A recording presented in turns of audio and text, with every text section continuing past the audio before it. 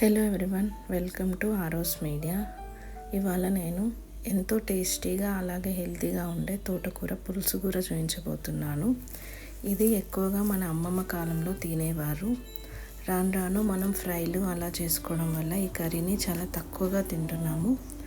So ఇది చాలా healthy and easy recipe. మనం యాక్చువల్గా ఈ కర్రీకి తోటకూర కాడలను కూడా వాడతాము. దానివల్ల ఫుల్ హెల్త్ బెనిఫిట్స్ మనకు వస్తాయి. సో ముందుగా సన్నగా తరుక్కున్న తోటకూరను, కొంచెం చిన్న నిమ్మకాయ సైజ్ అంతే చింతపండు, ఒక మీడియం సైజు ఉల్లిపాయ, 3 నుంచి 4 వెల్లుల్లి రెబ్బలు వేయాలి. తర్వాత నానబెట్టిన పచ్చిశనగల పప్పు 2 గంటలు నానబెట్టింది. అలాగే ఒక 1/2 స్పూన్ పసుపు, 1 స్పూన్ కారం, 2 టమాటాలు పెద్దగా కట్ చేసుకొని వేసుకోవాలి. రుచికి సరిపడా ఉప్పు, అలాగే 2 నుంచి 3 పచ్చిమిరపకాయలు సన్నగా తరిగినవి వేసుకొని బాగా కలుపుకోవాలి.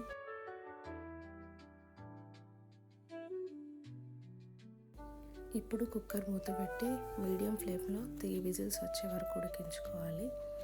ఆ తర్వాత ఫ్లేమ్ తీసేసి కుక్కర్ ఓపెన్ చేసేస్తే కర్రీ ఇలా వస్తుందండి. ఇప్పుడు మనం దీంట్లో తాలింపు వేసుకోవాలి. తాలింపు కోసం తాలింపు గింజలు, అలాగే కరివేపాకు, ఎండుమిర్చి, వెల్లుల్లి రెబ్బలు వేసుకోవాలి. తాలింపు దీన్ని మనము కర్రీలో వేసి కలుపుకోవాలండి. అంతే, ఎంతో టేస్టీ అండ్ హెల్తీ తోటకూర కర్రీ మనకు రెడీ అయిపోయినట్టే.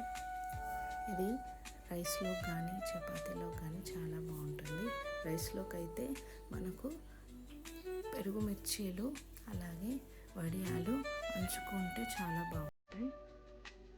నా వీడియోస్ మీకు నచ్చినట్టయితే please like and comment and నా వీడియోస్ వేరే వాళ్ళకు కూడా షేర్ చేయండి.